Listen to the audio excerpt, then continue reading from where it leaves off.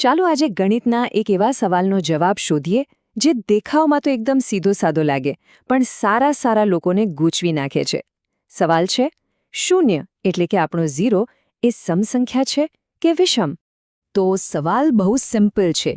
Zero even છે કે odd? આપણામાંથી મોટાભાગનાને કદાચ જવાબ ખબર જ હશે કે અરે શૂન્ય તો સમસંખ્યા છે. પણ જો કોઈ પૂછે કે એવું શા માટે, તો કદાચ આપણે 1 મિનિટ માટે અટકી જઈએ. ચાલો આજે આ શા માટેનો જ પાક્કો જવાબ શોધી કાઢીએ. ચાલો ત્યારે આ મજેદાર કોયડાને ઉકેલવાનું શરૂ કરીએ. આપણે શૂન્યના આ સવાલને એક રહસ્યની જેમ જોઈશું અને એક પછી એક કડી જોડીને તેના ઉકેલ સુધી પહોંચીશું. એકદમ પાયાની વાત છે અને આપણો આખો જવાબ આના પર જ ટકેલો છે. ગણિતમાં બેકી સંખ્યાની વ્યાખ્યા એકદમ સ્પષ્ટ છે. કોઈ પણ એવી પૂર્ણાંક સંખ્યા જેને તમે 2 વડે ભાગો અને જવાબમાં કંઈ પણ શેષ ન વધે એટલે કે શૂન્ય શેષ વધે તો એ સંખ્યા બેકી છે. બસ આટલો જ નિયમ. પછી ભલે સંખ્યા ઋણ હોય, ધન હોય કે પછી શૂન્ય. અને એનાથી બરાબર ઊંધું એકી સંખ્યા. એકી સંખ્યા એ એવો પૂર્ણાંક છે જેને તમે 2 વડે ભાગો તો હંમેશા એક શેષ વધે, જેમ કે 3, 7 કે 21. ટૂંકમાં જેને 2 વડે પૂરેપૂરું ભાગી ન શકાય એ એકી સંખ્યા. હવે આ જ વાતને ગણિતના સૂત્રમાં જોઈએ. કોઈ પણ બેકી સંખ્યાને 2kના રૂપમાં લખી શકાય અને એકી સંખ્યાને 2k+1 2k+1 તરીકે.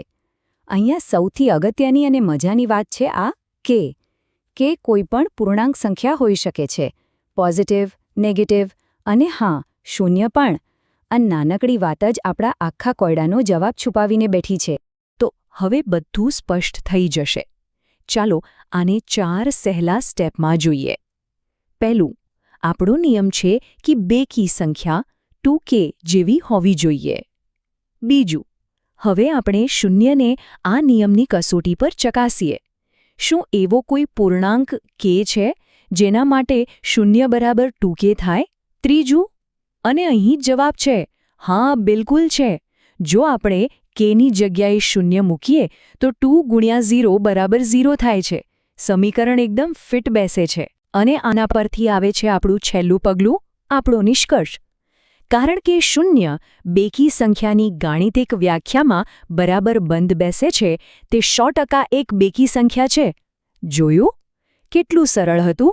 તો સવાલ એ થાય છે કે જો ગણિત આટલું સ્પષ્ટ છે તો પછી લોકો આટલા ગૂંચવાય છે કેમ? ચાલો હવે કેટલીક સામાન્ય ગેરસમજો જોઈએ જે આ બધી મૂંઝવણ ઊભી કરે છે. આપણને મોટાભાગે સ્કૂલમાં એક શોર્ટકટ શીખવવામાં આવે છે. જો કોઈ સંખ્યાનો છેલ્લો આંકડો 0, 2, 4, 6 કે 8 હોય તો તે બેકી છે.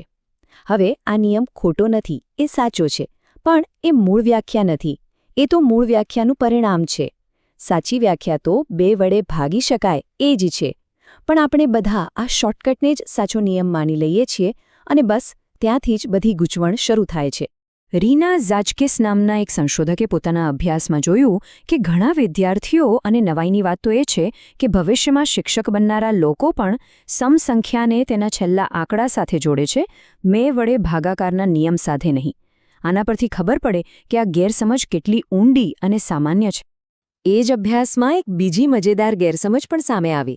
કેટલાક વિદ્યાર્થીઓ એવું માનતા હતા કે 9 અને 25 જેવી એકી સંખ્યાઓ પૂર્ણ વર્ગ એટલે કે પરફેક્ટ સ્ક્વેર ન હોઈ શકે. કેમ? કારણ કે તેમના મનમાં પરફેક્ટ એટલે કે પૂર્ણ શબ્દ બેકી સંખ્યા સાથે જોડાઈ ગયો હતો. આ બતાવે છે કે કેવી રીતે આપણા રોજના શબ્દો ગણિતના ચોક્કસ અર્થો સાથે ભળીને ગૂંચવણ ઊભી કરી શકે છે. અત્યાર સુધી એવું લાગતું હશે કે આ બધી તો ખાલી ગણિતની વાતો છે, પણ એવું નથી. સમ અને વિષમનો આ ખ્યાલ, જેને અંગ્રેજીમાં પેરિટી કહે છે, એ આપણી આસપાસની દુનિયામાં એટલો બધો વપરાય છે કે આપણને નવાઈ લાગે. ચાલો જોઈએ ક્યાં ક્યાં. તમે ચેસ રમ્યા છો? એમાં ઊંટ હંમેશા એક જ રંગના ખાના પર ચાલે છે. એ પેરિટી છે. આપણા ઘરના નંબર જુઓ. રસ્તાની એક બાજુ બેકી અને બીજી બાજુ એકી નંબર હોય છે. ફ્લાઇટના નંબર પણ દિશા બતાવવા માટે પેરિટીનો ઉપયોગ કરે છે. અને સૌથી અગત્યનું, કમ્પ્યુટરમાં જ્યારે ડેટા એક જગ્યાએથી બીજી જગ્યાએ જાય ત્યારે કોઈ ભૂલ થઈ છે કે નહીં તે શોધવા માટે પેરિટી બિટ્સનો ઉપયોગ થાય છે. આ બધું બતાવે છે કે ગણિતનો એક નાનકડો નિયમ પણ વાસ્તવિક દુનિયામાં કેટલો પાવરફુલ છે.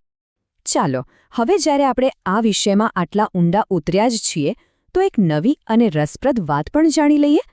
શું તમે એકવડું સમ અને બેવડું સમ સંખ્યાઓ વિશે સાંભળ્યું છે? તો 2 વખત બેકી એટલે કે ડબલી ઇવન સંખ્યા એ એવી બેકી સંખ્યા છે જેને તમે 4 વડે પણ પૂરેપૂરો ભાગી શકો, જેમ કે 8, 12 કે 24. જ્યારે 2, 6 અને 10 જેવી સંખ્યાઓ બેકી તો છે પણ એને 4 વડે ભાગી શકાતી નથી, એટલે એને એક વખત બેકી કહેવાય. આ ગણિતની દુનિયાની એવી મજેદાર વાત છે જે બહુ ઓછા લોકો જાણતા હોય છે. તો આજે આપણે જોયું કે 0 એક બેકી સંખ્યા છે અને એની પાછળનું ગણિત કેટલું સ્પષ્ટ અને સુંદર છે.